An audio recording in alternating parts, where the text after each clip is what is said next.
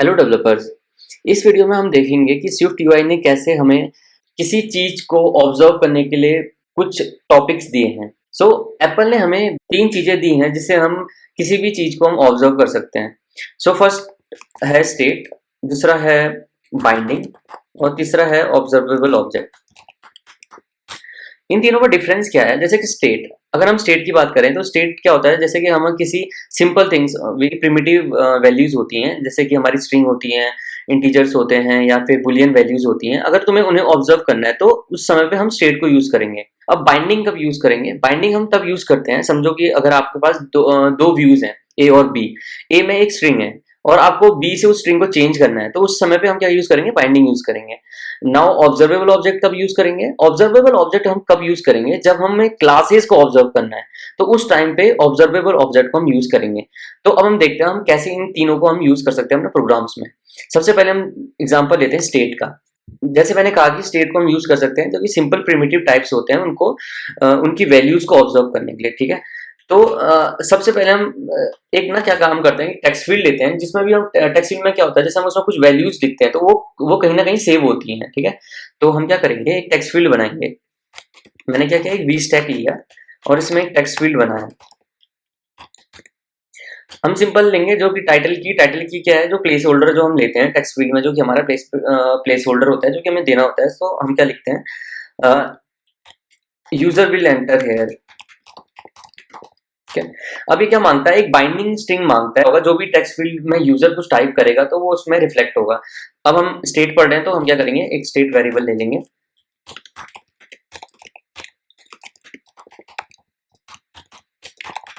जो कि अभी पे एम्प्टी स्ट्रिंग होगी।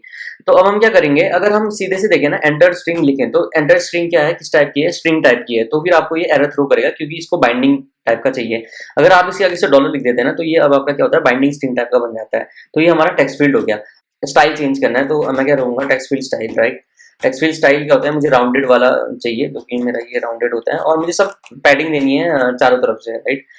This is padding. अब मुझे क्या करना है, अब पता कैसे चलेगा कि यार वैल्यू जो लिखी वो चेंज हुई या नहीं हुई, जो सेव हुई अंडरस्टिंग में या नहीं हुई। तो मैं क्या करूंगा, एक टेक्स्ट ले लूंगा और उस पे टेक्स्ट पे इस एंटर स्ट्रिंग को लिख लूंगा, ठीक है।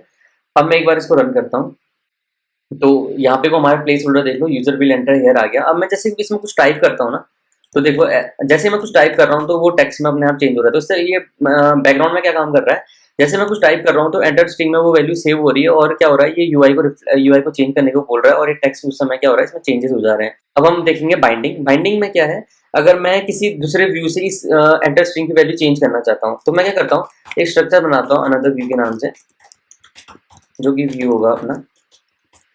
और अब एज अगर हम बाइंडिंग देख रहे हैं तो हम यहाँ पे बाइंडिंग लिखेंगे और यहाँ पे को वेर एंटर स्ट्रिंग लिखेंगे और इसकी जो वैल्यू होगी वो स्ट्रिंग होगी।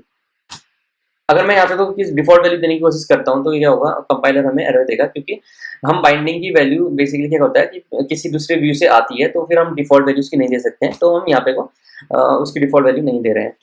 और दूसरा हम इसकी बॉडी बना रहे हैं जो कि बॉडी है। तो सेम थिंग मैं यहाँ पे क्या कर रहा हूँ, कॉपी पेस्ट कर रहा हूँ अनदर व्यू में भी, जो कि क्या करेगा, यूजर वो लिखेगा और जो कि उसमें रिफ्लेक्ट होंगी वैल्यूज, ठीक है। अब क्या होता है, सबसे पहले अगर हमें किसी एक व्यू से दूसरे व्यू में जाना है तो हमें नेविगेशन व्यू की जरूरत पड़ती है। तो मैं थोड़ा सा चेंजेस करूंगा सीन डेलीगेट में जाके और मैं यहाँ पे क्या करता हूँ, नेविगेशन व्यू, और मैं क्या करता हूँ, इस लॉगिन व्यू को यहाँ पे को कॉपी पेस्ट कर देता हूँ, ठीक है। और दूसरी थिंग क्या है, अगर मुझे लॉगिन व्यू से तो कुछ तो चाहिए होगा कि मैं उससे प्रेस करूं और वो दूसरे व्यू पे जाए, तो उसके लिए क्या करते हैं, उसके लिए चाहिए होता है हमें नेविगेशन लिंक। तो मैं ये नेविगेशन लिंक बना देता हूँ और जो इसका दिस टाइप है तो मैं इसमें लिखता हूँ प्रेस मी। और डेस्टिनेशन क्या है हमारा, अनदर व्यू है, तो मैं अनदर व्यू को यहाँ पे को टाइप करता हूँ और जस्ट यहाँ पे को इसकी वैल्यू दे देता हूँ जो कि हमारा बाइंडिंग टाइप का ये एंटर स्ट्रिंग टाइप की वैल्यू देगा और जो कि डॉलर हमारी एंटर स्ट्रिंग है, राइट। तो मैंने क्या किया, एक नेविगेशन लिंक बनाया प्रेस मी के नाम से, जो कि उसके क्लिक करने पे आपका अनदर व्यू पे जाएगा। तो अब मैं एक बार इसको रन करता हूँ, अभी रन हुआ। तो मैं क्या करता हूँ ना, अभी के एक टेक्स्ट फील्ड पे कुछ चीजें लिखता हूँ कि हाँ मैं व्यू 1 से आया, तो मैं लिखता हूँ कि दिस इज व्यू 1, ठीक है।